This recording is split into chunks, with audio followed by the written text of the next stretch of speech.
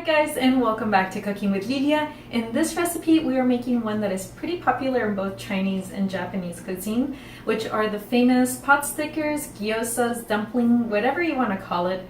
What it is basically a little dumpling that's stuffed with an assortment of vegetables and a protein. It's usually made with pork and shrimp, but I'll be making it with some chicken. It is just as tasty, and I'm going to show you also how to make the sauce that pairs along with the little dumplings. So make sure to get your chopsticks out because this is a bite you won't forget.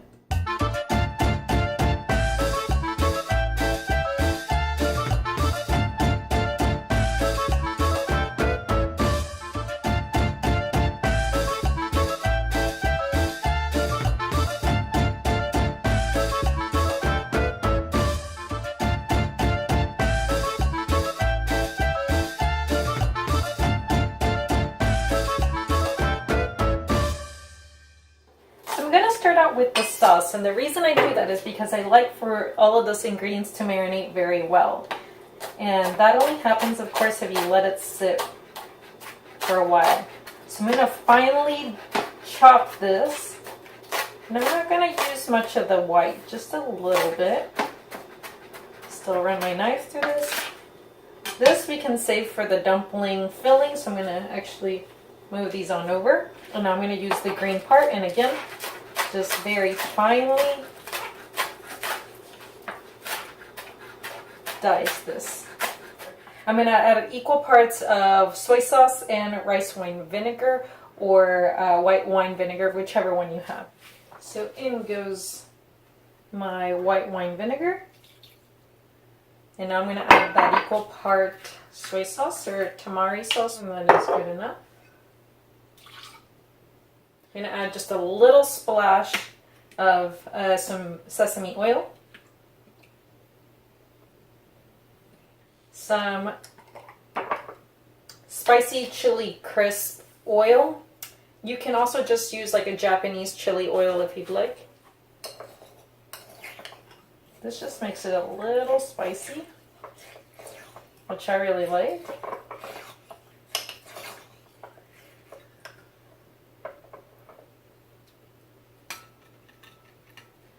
And I kind of mix this all together. So now this, I'm going to cover it up with saran wrap and just kind of let it sit in the refrigerator. And then we'll get going with our dumpling mixture. So the secret to an amazing dumpling is the kind of aromatics that you use for it. So I've got these little onions, scallions, whatever you want to call it. I'm going to just cut the ends off, just these little bits. And then I'm going to finely dice all of it. So I've got my onion finely chopped here. And now we're going to continue with our garlic. So that is that. And now we're going to move on to my ginger. So this is another thing that adds tons of flavor. I'm going to remove the outer skin, and then I'm just going to grate it with kind of like a cheese grater with a smaller side, just to get it very fine.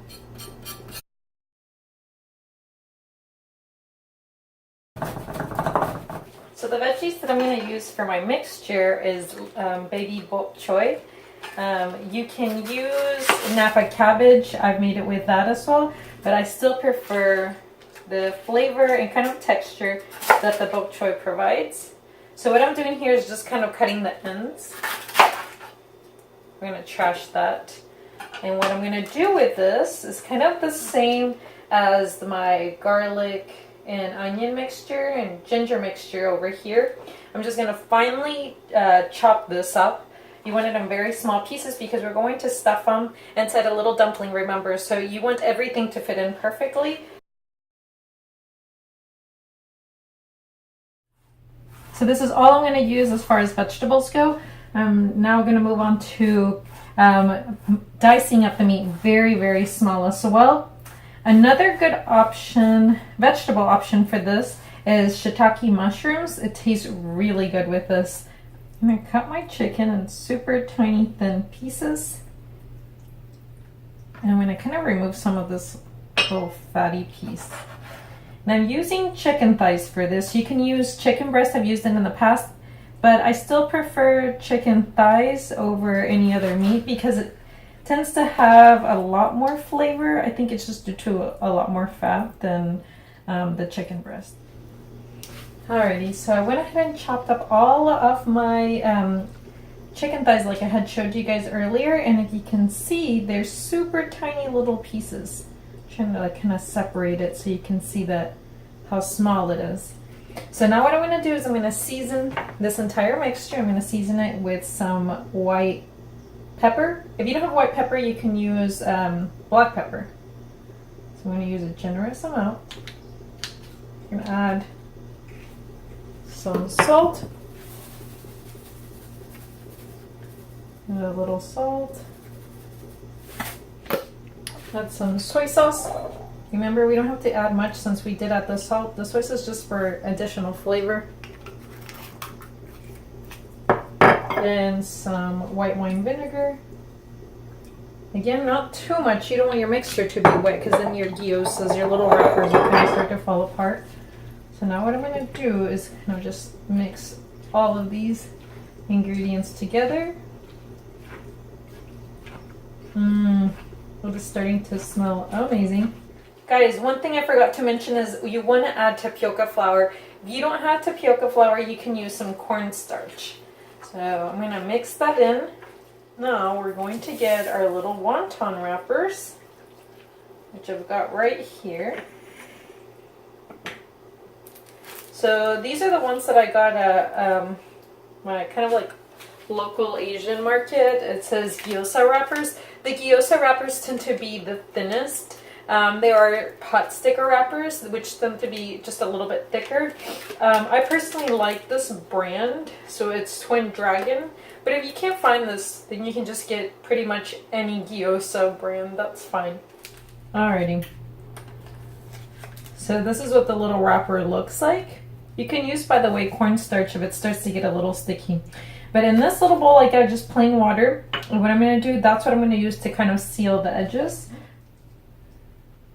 So you don't want to, again, overfill these. Just add a little bit of the mixture. Just this so. I think this will be good. Just maybe add a little more chicken. There we go. So we're going to close this pocket. And again, we push one side in like this. Kind of moisten up your fingers. And then what you do here is you bring this forward and close. Bring the dough forward and close. And you start holding and pressing it down. I have my hands wet a little bit.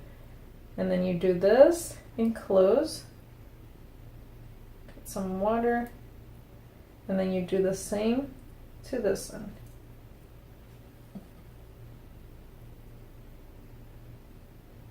And you kind of close off just with water.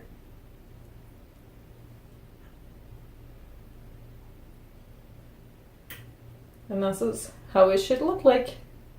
So I'm going to continue doing that pattern. I've got a pan with some sesame seed oil going. And I've set those gyozas there so they can start building that nice crust. So I've got my little dumplings going with a little bit of a sesame seed oil. And I'm also going to mix in a tiny bit of just like a neutral oil, like a grapeseed oil. You don't need much, just a little bit. And you also want to make sure that they're not touching. So all these ones that are touching, I kind of separate them out. And the bottoms of these, have you noticed, are going to start to get brown. This is the nice color that we kind of want. Once all of them kind of have that going on, that one still needs some time. So you can kind of check it out. Once it starts to build this nice crust, then we're going to add just a tiny bit of water and then cover this up so they can finish cooking. So we're going to kind of let those cook just a little bit more So you want to cook them about, let's say, about maybe 8 minutes on medium heat. My dumplings have all reached a point where they all have a nice crust. So what I'm going to do now is just add a tiny bit of water. I'm going to bring down the heat.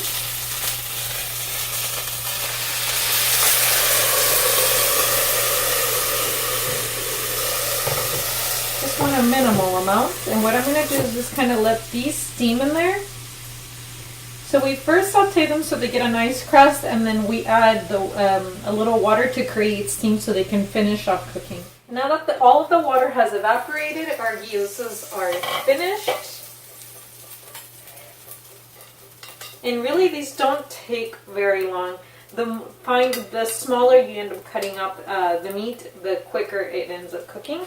So all we have to do is now serve, which, like I said, I like to serve mine with a little bit of chili oil and some of that vinegar and soy sauce mixture. I'm just going to start plating this, as so, and that is pretty much it, guys. These are awesome gyozas. I want to show you the bottom. Typical gyoza has a really nice crust at the bottom, and then the rest is just kind of steamed. So I hope you enjoyed this recipe. Please make sure to subscribe down below and give it a big thumbs up if you'd like to see recipes like this and more. So I'll see you guys in the next video. Ciao!